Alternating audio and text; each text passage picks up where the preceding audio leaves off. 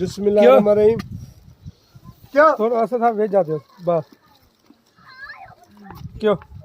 अरे तव्हां ॿिन्ही खे इहा ख़बर न आहे हाँ त ही ॻोठ ही तर मुंहिंजी मासात बागुल जो ऐं असांजो आहे। यूंडन वारी सरकार यूंडन कूड़े छॾिया आहिनि खुथल बकरी। तोखे ख़बर न आहे त हिते खूनी जानवर बि नाहे रहंदो? अरे ॾे हो यूंडर तोखे ख़बर न आहे हिते खूनी जानवर बि नाहे रहंदो।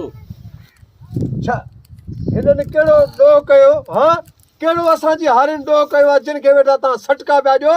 ॿुधाए ॾे। हिते ॻाल्हि त ॿुधाए रुॻो यूंडन रखण ते ज़ोर अथई छा? हाँ हिननि हारियुनि कहिड़ो ॾोह कयो मिसकीननि उन्हनि खे कुटको ॾिनो अथव।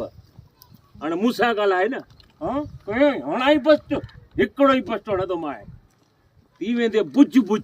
सारंग ॻाल्हायो परवरदिगार जो कसम अॼु साइण हिते न हुजे हा त हिन जा लाश बि न लभंदा। वरी बागुल ॻाल्हायो हिननि जी सज़ा आई आहे त हिननि जा मथा कूड़े गॾह ते विहारे पूरे ॻोठ में सर्गिस कराई वञे।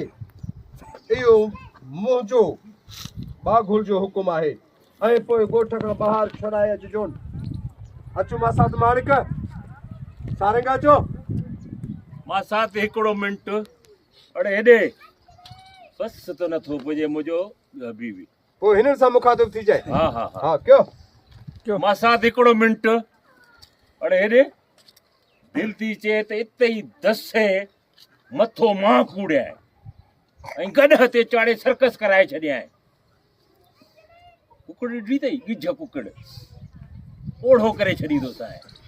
ही वीचारा ग़रीबड़ा ॿिनि वक़्तनि मानी जे लाइ परेशान।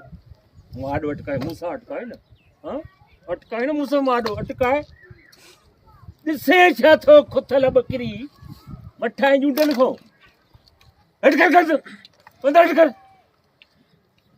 अरे बाबा तव्हांजी मालकी थी वई आहे हिननि सां घटि न कजो मथो कूड़जोनि ऐं गॾह ते चाढ़े सर्कस कजोनि। घणी घणी करे त असांखे ॿुधाइजो। सर्गिस कराइजोनि क्यों? सर्किस कराइजोनि। खुथल बकरी ॾिसे छो थो यूंडन वारी सरकार। आओ सर भेण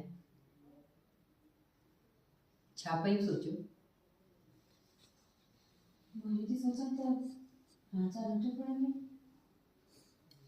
गले छाप जैसा लॻो गाड़ी उहो सोट वेझो हूंदी परे थी वेंदो। मूं हिन घर मां हिकु कदम बि ॿाहिरि न निकिरंदी। दिलावर